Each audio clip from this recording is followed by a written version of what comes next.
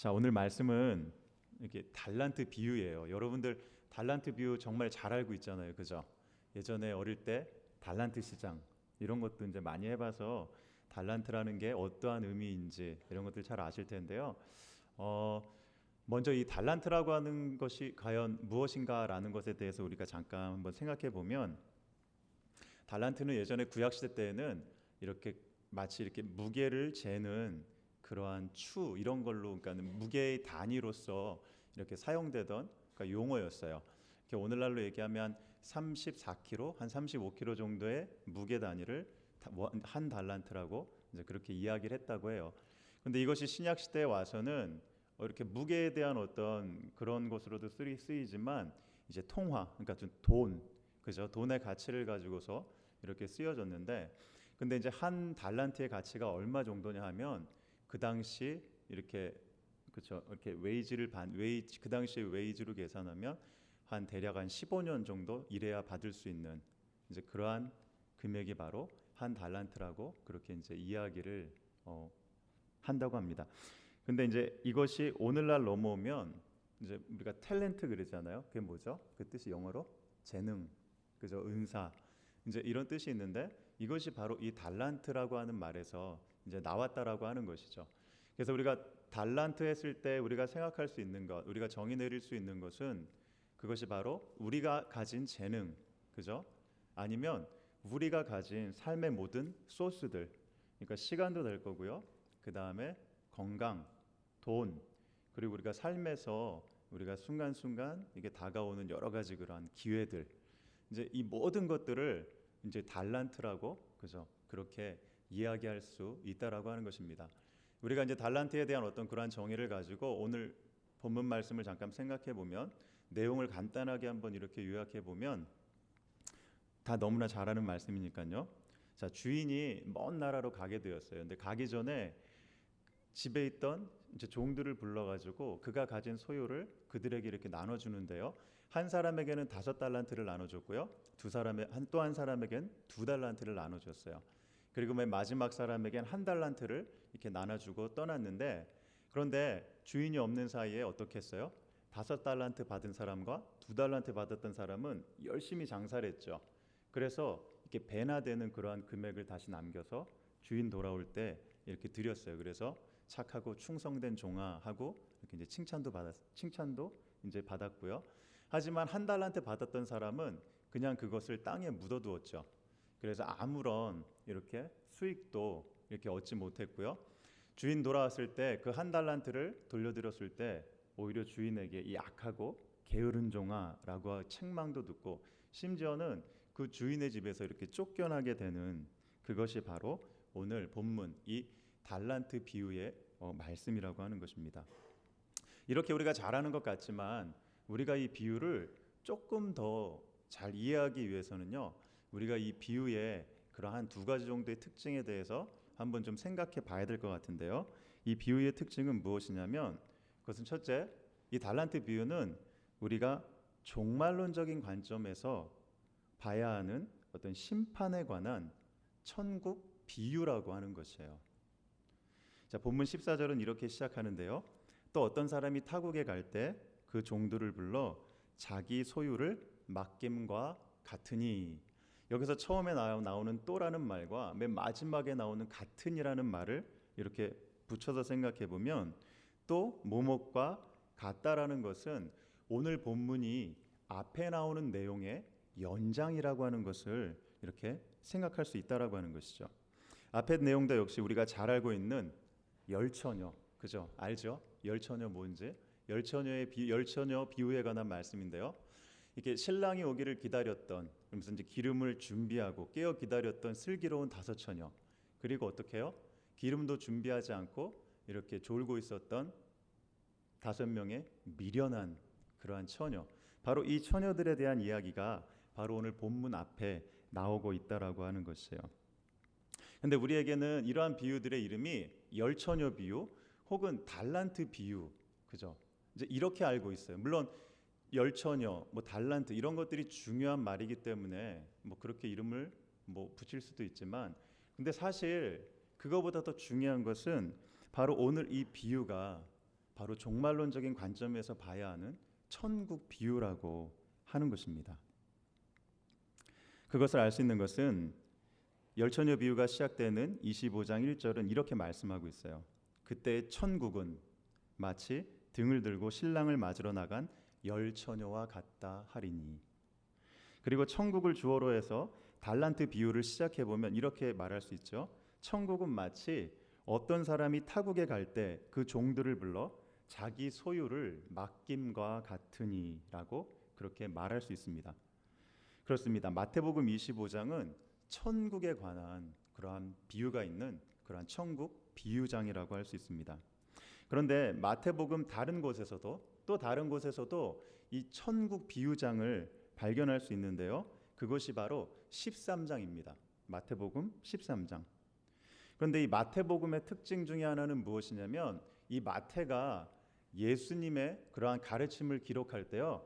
그냥 시간적인 순서로 예수님께서 뭐 교회에서 마셨으면 교회, 그다음 밖에서 하셨으면 밖에 이런 식으로 시간적인 순서에 의해서 그 가르침을 기록한 것이 아니라 주제별로 모아놨다라고 하는 것이에요.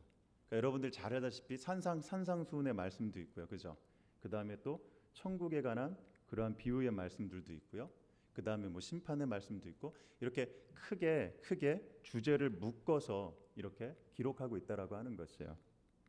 자, 그렇게 생각해 보면 13장에 나오는 천국 비유장의 말씀과 오늘 우리가 읽은 25장에 나오는 그 천국 비유장의 그 비유의 말씀들을 같이 묶어서 기록할 수도 있을 텐데 왜 굳이 이렇게 나눠서 기록해 놓은 것일까라는 것에 대해서 한번 좀 생각해 봐야 될 필요가 있습니다. 자, 13장에 나오는 바로 천국에 대한 비유들은 이런 말씀들이었어요. 여기서 그것이 뭐냐면 천국은 마치 좋은 씨를 밭에 뿌린 사람으로 비유하기도 하고요. 또한 천국은 겨자씨 한 알과 같다라고 그렇게 이야기하고요. 또한 누룩, 그리고 밭에 감추인 보화, 그리고 좋은 진주, 그리고 또 각종 물고기를 모으는 그런 그물로 비유하고 있다라고 하는 것이에요. 여기서 우리가 알 수 있는 천국의 특징, 그것이 무엇일까요? 그것은 바로 천국이 뭐예요? 예수 그리스도께서 이 땅에 오셔서 하늘나라를 선포하심으로부터 시작된 그 천국이 굉장히 역동적이고 빠르게 그렇게 확장되어 간다라고 하는 것을 보여주는 것이에요. 그리고 예수 그리스도를 믿음으로 많은 이들이 그 천국을 소유하게 되는 그것에 대해서 이야기해주고 있다라고 하는 것입니다. 자, 그렇다면 25장에 나오는 바로 오늘 본문이 있는 25장에 나오는 천국 비유는 그렇다면 어떤 내용을 담은 것입니까? 그것은 예수님의 재림과 심판에 관해 말씀하는 그러한 장이라고 하는 것이에요. 이것은 25장에 등장하는 세 가지 비유에 공통적으로 나타나는 사실입니다. 열처녀 비유에서는 언제 돌아올지 모르는 그러한 신랑으로, 또 달란트의 비유에서는 멀리 타국으로 떠난 언제 돌아올지 모를 그러한 주인의 모습으로, 그리고 달란트 비유 다음에 나오는 양과 염소의 비유에서는 바로 호련이 나타나 바로 심판하시는 양과 염소를 나누시고 심판하시는 그러한 심판의 왕이신 그러한 주님을 이렇게 묘사하고 있다라고 하는 것입니다.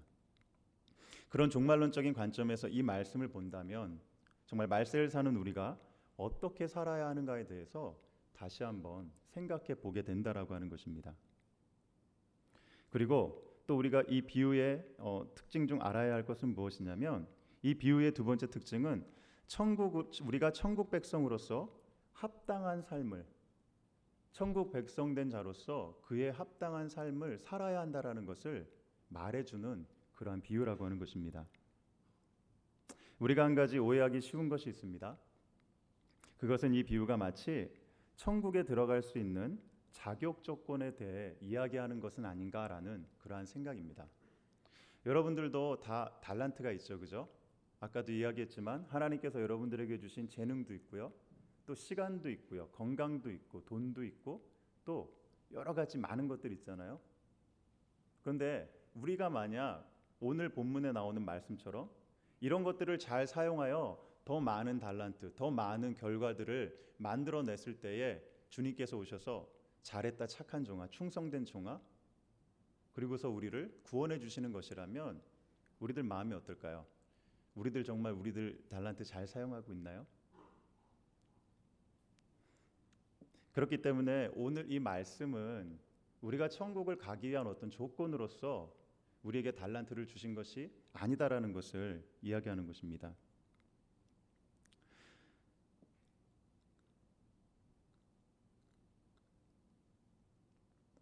우리가 아까 읽은 14절을 다시 한번 보도록 하겠는데요.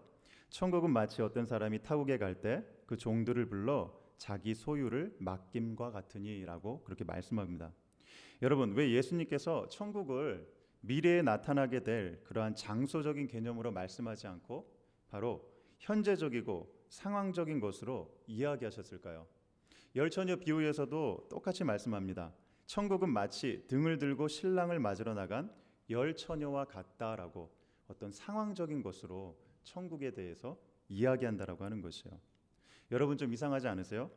일반적으로 우리가 알고 있는 천국은 사람이 죽은 후에 들어가는 곳으로 그렇게 생각하는데, 그렇다면 천국에 대한 소개도 천국은 정말 좋은 것이고 이제 곧 오게 될 나라이고 우리가 네가 잘 준비하고 있어야 들어가게 될 나라이다, 그렇게 말씀해 주셔야 맞는 것 같은데 예수님은 그렇게 말씀하지 않으셨다라고 하는 것이죠. 대신에 천국은 어떤 사람이 자신의 소유를 종들에게 나눠준 것과 같다라고 그렇게 말씀하신다라는 것입니다. 여러분, 이 말은 이렇게 해석해 볼 수 있습니다. 즉 천국은 이미 우리에게 주어진 것이고 우리는 천국 백성으로서의 삶을 살아야 한다라는 것을 그렇게 이야기한다는 것입니다. 그리고 우리에게 주어진 천국에 합당한 삶이 무엇인가를 두 가지의 비유를 통해서 말씀하고 있는 것입니다. 즉 열처녀 비유는 천국에 합당한 삶은 깨어 준비하는 삶이라는 것을 보여주는 것입니다. 그러니까 여러분은 주의 성령 안에서 늘 깨어 준비하는 삶을 살아야 합니다. 왜냐하면 그것이 천국 백성이기 때문입니다.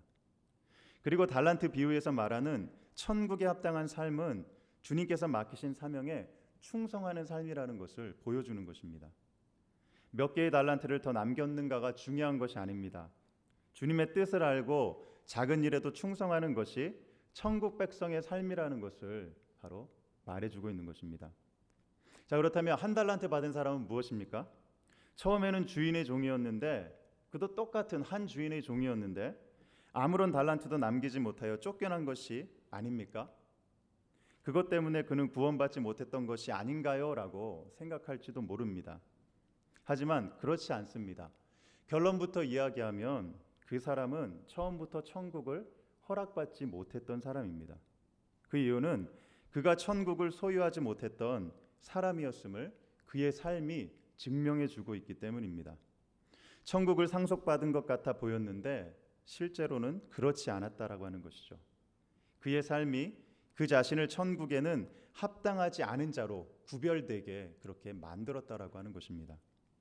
다시 한번 이야기하면 25장에 등장하는 세 가지 비유의 핵심은 이것입니다.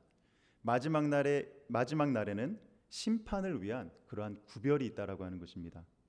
천국 백성과 천국 백성 아닌 자 사이에 분명한 구별이 있을 것이라고 말씀하는 것입니다.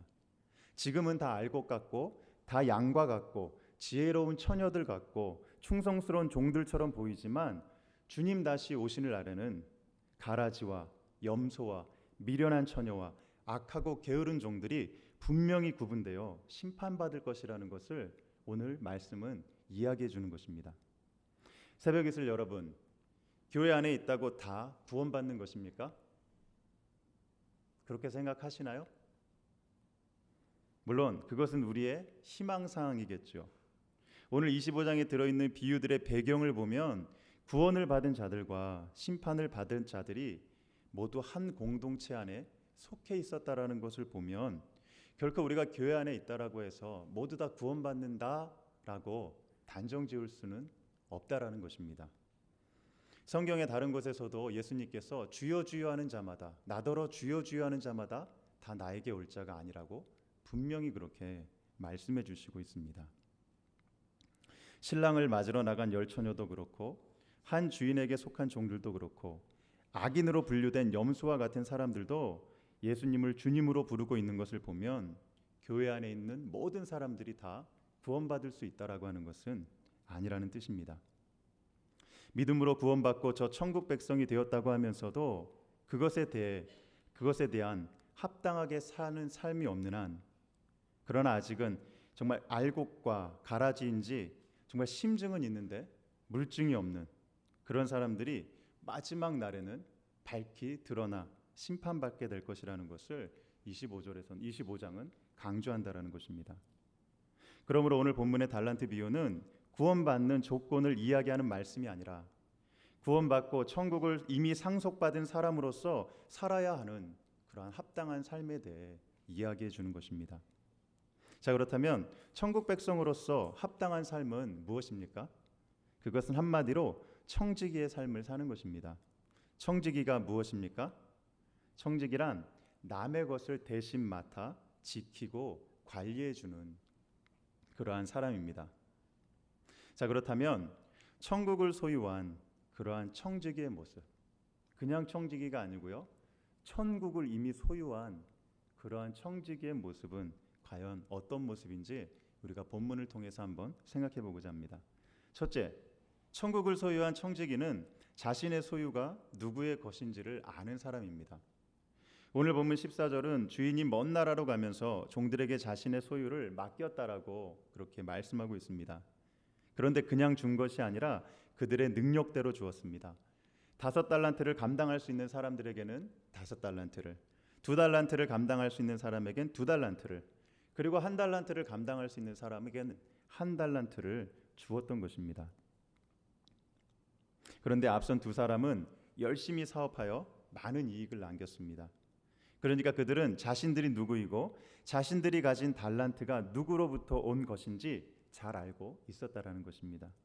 그런데 그에 반해 1달란트 받았던 사람은 청지기로서의 사명을 잘 감당하지 못하였습니다. 물론 주인에게 받은 원금에서 조금도 축낸 것이 없는데, 그렇다면 그도 보통은 한 것이 아닌가라고 그렇게 생각할 수도 있습니다. 그런데 한 가지 더 생각해 보아야 할 것이 있는데요, 그것은 청지기란 자신이 가진 소유물의 출처뿐만 아니라 그 소유물을 맡기신 분의 그러한 뜻까지도 아는 사람이라는 것입니다. 그 이유는 소유물을 관리하되 주인의 뜻대로 지키고 관리해야 하기 때문입니다. 그런 측면에서 보면 앞선 2사람은 주인의 뜻을 알고 있었습니다. 자신들이 받은 것으로 열심히 충성하여 얻은 결과를 가지고 주인을 기쁘게 하는 것이 주인의 뜻이라는 것을 알고 있었습니다. 그리고 주인의 기쁨에 자신들도 함께 참여하는 것이 주인의 뜻이라는 것을 알고 있었던 사람들이었습니다. 반대로 1달란트 받은 사람은 주인의 뜻이 무엇인지 몰랐습니다. 몰랐기 때문에 자신이 받은 1달란트를 그냥 땅에 묻어두었습니다. 받은 재능이 있고 가진 시간과 돈, 건강과 기회들이 있지만 그것을 어떻게 사용해야 하는지 모른다면 결국은 의미 없이 소모하고 마는 것입니다. 또한 1달란트 받았던 사람은 주인에 대해서도 잘못된 지식을 가지고 있었던 사람이었음을 알 수 있습니다. 주인이 돌아왔을 때 그가 주인에게 핑계대는 내용이 무엇입니까? 24절과 25절입니다. 1달란트 받았던 자는 와서 이르되 주인이여 당신은 굳은 사람이라 심지 않은 데서 거두고 해치지 않은 데서 모으는 줄을 내가 알았으므로 두려워하여 나가서 당신의 달란트를 땅에 감추어 두었었나이다. 보소서 당신의 것을 가지셨나이다. 쉽게 말해보면 주인님 당신은 참 나쁜 사람입니다. 어떻게 뿌리지도 않고 거두려고 하시는지 정말 어떻게 그렇게 못된 심보를 가지고 계십니까? 저는 그런 당신이 무서워서 이 돈에 아예 손도 대지 않았습니다. 자, 여기 있으니 가져가십시오. 주인의 뜻을 모른다는 것은 결국 주인이 어떤 사람인지도 알 수 없다라는 것입니다. 주인의 마음을 알 수도 없습니다. 어떻게 그런 하인을 충성된 종이고 선한 청직이라고 할 수 있을까요? 지난주에 참된 기쁨이란 제목으로 설교하면서 보내신 이의 뜻대로 전도하고 돌아온 제자들의 마음속에 기쁨이 충만했던 것을 볼 수 있었습니다. 그리고 그런 제자들을 보시며 함께 기뻐하셨던 주님의 모습도 볼 수 있었습니다. 이것이 무슨 의미입니까? 자신을 향한 주님의 뜻이 무엇인지 알고 섬기는 사람의 마음속에 공통적으로 주어지는 것이 바로 기쁨이라는 것입니다. 최근에 단기 선교를 나가는 지체들이 몇몇 있었습니다. 많은 대화를 나눠보지 못해 그 지체들은 어떤지 잘은 모르지만 제 개인적인 경험으로는 전도할 때에 힘들고 어려움은 있지만 그런 가운데서도 마음속에 기쁨이 충만해진다라고 하는 것입니다. 왜냐하면 주님께서 기뻐하시는 일이기 때문입니다. 그리고 주위의 어려운 이웃들을 돕는 사람들의 공통된 말은 자신들의 돈과 에너지와 시간을 그렇게 쏟아부음에도 불구하고 마음속에 아쉬움이나 원망이나 불평이 생기는 것이 아니라 말할 수 없는 기쁨으로 충만해진다라는 것입니다. 여러분, 우리가 주님을 기쁘시게 하는 일을 할 때 우리는 주님의 마음을 느끼게 됩니다. 그리고 주님의 마음을 느낄 때 우리는 주님이 어떠한 분이신지를 알 수 있게 됩니다. 사랑하는 새벽이슬 여러분, 여러분이 가진 재능과 시간과 건강과 돈과 기회와 삶의 모든 것이 어디로부터 온 것입니까? 이것에 대해 바르게 대답하지 못하는 사람은 주님 나라에 합당한 사람이 아닙니다. 또한 말뿐 아니라 주님의 뜻에 따라 주님의 것을 사용할 때 주님께 칭찬받는 그러한 청지기가 될 것입니다. 그리고 주님의 기쁨에 참여하는 그러한 큰 기쁨도 누리게 될 것입니다. 우리 새벽이슬 모두가 주님의 것을 주님의 뜻대로 바르게 사용하는 지혜로운 천국을 소유한 그러한 청지기가 되기를 바랍니다. 그리고 두 번째로 천국을 소유한 청지기는 부지런한 사람입니다. 오늘 본문은 주인으로부터 5달란트와 2달란트 받았던 사람의 반응을 잘 말해주고 있습니다. 16절과 17절인데요. 5달란트 받은 자는 바로 가서 그것으로 장사하여 또 5달란트를 남기고 2달란트 받은 자도 그같이 하여 또 2달란트를 남겼으되. 여기서 바로 가서라는 말이 있습니다. 그러니까 주인이 맡긴 즉시 그가 지체하지 않고 꿈을 대지 않고 바로 가서 행했다라고 하는 것입니다. 그런데 그에 반해 1달란트 받았던 사람의 반응 속에는 바로 갔다라는 말이 없습니다. 그저 그냥 나갔다라고만 표현되어 있습니다. 18절입니다. 1달란트 받은 자는 가서 땅을 파고 그 주인의 돈을 감추어 두었더니. 언제 갔는지는 모르지만 밖으로 나가 장사해 볼 그러한 시도도 없이 그냥 땅에 묻어두었다는 것입니다. 이 한 가지 표현만으로 과연 그 사람이 게으른 사람이다라고 할 수는 없습니다. 그런데 게으른 사람의 특징을 생각해 보면 이 1달란트 받은 사람은 게으른 사람이 분명합니다. 잠언 22장 13절은 이렇게 말씀하는데요. 게으른 자는 말하기를 사자가 밖에 있은즉 내가 나가면 거리에서 찢기겠다 하느니라. 이 말씀이 무슨 의미입니까? 게으른 사람은 그저 닥치지도 않은 일에 대한 그러한 핑계로 자신이 해야 할 것을 하지 않는다라는 것입니다. 바로 이 말씀 속에서 알 수 있는 게으른 자의 특징은 핑계라는 것입니다.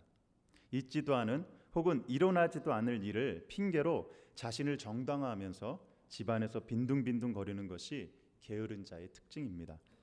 오늘 1달란트 받았던 사람에게도 핑계는 있었습니다. 그것은 주인에 대한 핑계였습니다. 주인은 피도 눈물도 없는 나쁜 사람이기 때문에 그 돈을 축낸다면 자신을 나무랄 것이다. 그런 핑계를 댔던 것입니다.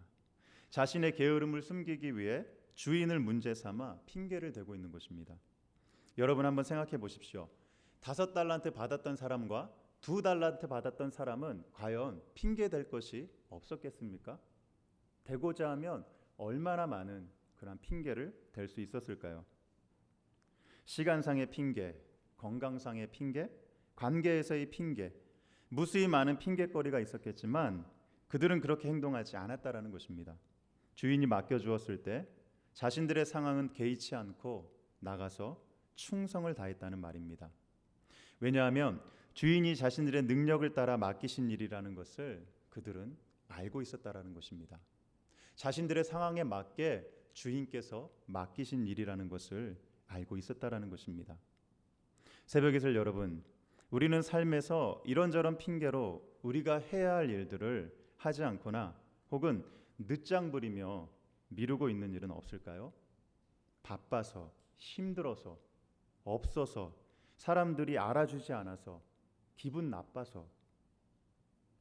사랑하는 우리 새벽 이슬 여러분들은 핑계대지 않고 부지런히 자신들이 감당해야 할 일을 성실히 수행할 수 있기를 바랍니다. 오늘 말씀이 좀 긴데요, 하나만 더 하고 끝내도록 하겠습니다. 끝으로 청지기는 작은 일에 충성하는 사람들입니다. 본문에서 돌아온 주인이 5달란트와 2달란트 받았던 사람들에게 주시는 칭찬은 이것이었습니다. 21절과 23절인데요. 그 주인이 이르되 잘하였도다 착하고 충성된 종아, 내가 적은 일에 충성하였음에 내가 많은 것을 내게 맡기리니 내 주인의 즐거움에 참여할지어다 하고, 여기서 흥미로운 사실이 있는데요. 그것은 주인이 5달란트를 받아 5달란트를 남긴 사람이나 2달란트를 받아 2달란트를 남긴 사람이거나 똑같은 말로 칭찬하고 있다는 것입니다. 그 중에서도 작은 일에 충성하였다라는 말이 있는데요. 분명 우리의 논리로 보면 하나보다는 둘이 더 크고요, 둘보다는 5이 분명히 큰데 왜 똑같이 작은 일에 충성했다라고 그렇게 말씀하시는 것일까요? 물론 이것은 5을 남긴 사람이나 2개를 남긴 사람이나 주인이 보기에는 똑같이 잘한 것이기 때문에 숫자에 상관없이 보상해 주시는 것이다라는 그러한 보상의 관점에서 볼 수 있습니다. 그런데 저는 좀 다른 관점에서 보고 싶습니다. 여러분, 만약 주인이 어떤 종에게 100달란트를 주고 떠났습니다. 그리고 다시 돌아왔을 때 그 종이 100달란트의 정말 순수한 이익을 남겨서 주인에게 드렸다면 주인이 어떻게 칭찬했을 것 같습니까? 착하고 충성된 종아, 내가 큰 일에 충성하였으니, 이렇게 과연 칭찬하셨을까요? 오늘 말씀 속에서 느껴지는 주인의 모습은 결코 그렇게 하지 않으셨을 것 같습니다. 여전히 작은 일에 충성한 착하고 충성된 종이라 그렇게 칭찬하셨을 것 같습니다. 여러분, 작은 일이라는 것은 우리 주님이 보시는 관점입니다. 하지만 우리에게는 어떤 일은 작아 보이고 또 어떤 일은 커 보입니다. 그렇기 때문에 작은 일은 시시해서 하기 싫어질 때가 있고 큰 일은 너무 부담돼서 못할 때가 종종 있습니다. 그래서 그냥 묻어둔다라는 것이죠. 하지 않고 묻어두는 것입니다. 1달란트를 받았던 사람처럼 우리가 해야 할 일을 하지 않고 그냥 묻어둔다라는 것입니다. 그런데 우리 주님은 모든 것을 작은 일이라고 하십니다. 그리고 우리에게 바라시는 것은 충성입니다. 그 일이 크건 작건 간에 우리가 할 일은 충성해야 한다라는 것을 말씀해주고 있습니다. 그리고 그 모든 작은 일을 우리 주님은 기뻐 받으신다라는 것입니다. 사랑하는 새벽 이슬 여러분, 작은 일이라 시시해서 그냥 땅에 묻어두고 사용하지 않는 달란트가 있습니까? 꺼내어 사용하십시오. 적은 재능, 적은 시간, 적은 물질을 낭비하지 말고 정말 가치 있는 곳에 사용하십시오. 우리 주님께서는 그 작은 일에도 큰 의미를 부여하십니다. 그리고 칭찬하시고 기뻐 받으십니다. 또한 너무 큰 일이라 정말 내가 감당할 수 없을 것 같아 땅에 묻어놓은 그러한 달란트가 있습니까? 선교의 비전, 이웃을 섬기는 일, 교회에서 맡은 직분들, 학교, 직장, 나의 비즈니스, 가정에서 오는 삶의 무게에 눌려 마땅히 해야 할 일들을 하지 못하고 그냥 묻어둔 달란트가 있지는 않은지 한번 생각해 보시기 바랍니다. 그리고 그러한 것이 있다면 꺼내서 사용하십시오. 내가 보기에는 정말 큰일이지만, 그래서 감당할 수 없을 것 같지만 우리 주님 보시기에는 아주 작은 일이라는 것입니다. 그 의미는 아무리 태산 같아 보이는 일일지라도 주님을 의지할 때 감당할 수 있는 힘을 우리에게 주신다라고 하는 것입니다. 왜냐하면 주님은 우리의 능력을 너무나 잘 알고 계시기 때문입니다. 사랑하는 새벽 이슬 여러분, 주인이 2 종들을 칭찬할 때 무엇이라 합니까? 착하고 충성된 종이라 하셨습니다. 착함과 충성은 성령의 열매입니다. 그리스도의 사람, 즉 성령님을 마음에 모시고 사는 사람에게 당연히 나타나는 열매는 바로 착함과 충성입니다.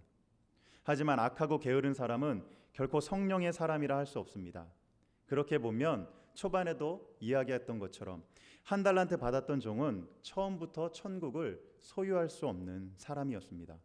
천국에 속하거나 천국에 합당한 사람이 아니었다라는 것입니다. 사랑하는 새벽 이슬 여러분, 여러분 모두가 마음속에 주의 성령님을 모시고 사는 사람입니다. 이 땅에서 천국을 상속받아 천국을 누리며 사는 그러한 바로 천국 백성이라는 말입니다. 그렇다면 여러분 모두는 천국 백성으로서의 합당한 삶을 살아야 합니다. 착하고 충성된 주님의 청지기가 되어야 한다는 것입니다. 우리 주님 다시 오실 때까지 낙심하지 말고 작은 일에도 믿음으로 맡겨진 사명에 충성하는 우리 모두가 되기를 주님의 이름으로 축복드립니다. 이 시간 다 같이 함께 기도하겠습니다.